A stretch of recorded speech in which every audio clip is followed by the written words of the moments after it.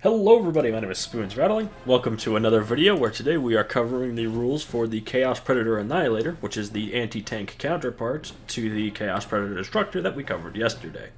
This tank is of course based on the same Rhino chassis and for the most part is the same, but really just changes out its main turret weapon for a twin-link las cannon from the autocannon of the Destructor. Let's get into it with its stats as we always start with. The Predator Annihilator comes in at 130 points, which is pretty fair for its stat line. Though isn't necessarily standout in any one way. It has a very solid light tank profile at 10-inch move, toughness 10, save 3+, 11 wounds, 6+ leadership, and OC 3. At movement 10 inches, it is of course pretty speedy. Toughness 10 means it's very good at deflecting away things like small arms, and is also not any more susceptible to melt-a-gun than say a Land Raider is. Though its 3+ save isn't anything special, though it will really enjoy being in cover. And its long-range weapons will help with that. Its 11 wounds is pretty beefy, and leadership 6+ is nice, though standard for the Dark Packs. OC 3 is also pretty handy in case this thing needs to start speeding around the map to get to objectives, which it definitely could do in the later part of the game, assuming it's already sort of earned its points back in shooting. It comes with the 3 standard weapons most old Chaos vehicles can take, that being a Combi Bolter, which is Rapid Fire 2, 24-inch range, 2 attacks that hit on 3s, Strength 4, AP 0, and Damage 1. The Combi weapon is Rapid Fire 1, Devastating Wounds, and Anti-Infantry 4+, at 24-inch range, 1 attack, Ballistic Skill 4+, Strength 4, AP 0, and Damage 1. Very unimpressive. Leave that at home and bring the Combi Bolter. Can also take a Havoc Launcher, which is the standard blast at 48-inch range, D6 attacks, Ballistic Skill 3+, Strength 5, AP 0, and Damage 1. Very solid anti-horde, that is also nicely long range, and the blast is always nice to have. It comes with the Predator las cannon on top, which is an upgunned las cannon.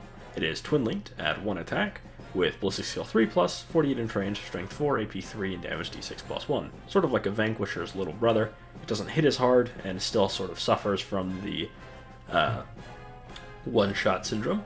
However, having twin-linked is very nice. That means if the attack at least lands, you will be very likely to wound with it. And it's Strength 14, which means it's wounding everything in the game, excluding some certain Lord of Wars on 3s.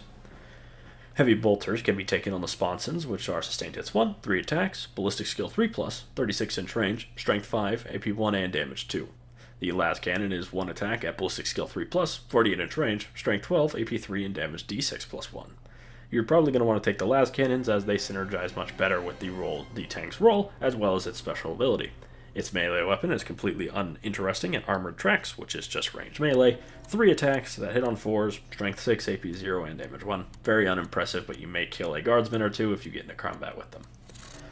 Its ability is when this model targets an enemy monster or vehicle, reroll damage results of 1. Very handy to save a couple of command points, though isn't necessarily the biggest deal. As nice as it might sound, you're really only gaining maybe 1 extra damage, as it's not necessarily uncommon for you to reroll a 1 into just a 1 or a 1 into a 2.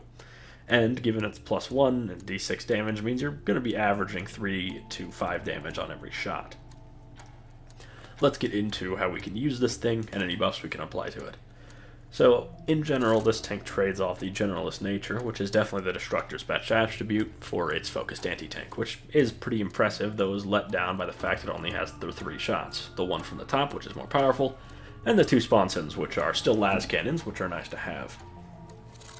You can, of course, apply any standard vehicle buffs, which would be Warpsmiths. This thing would also really love to be in Veterans of the Long War, which would give them reroll hits.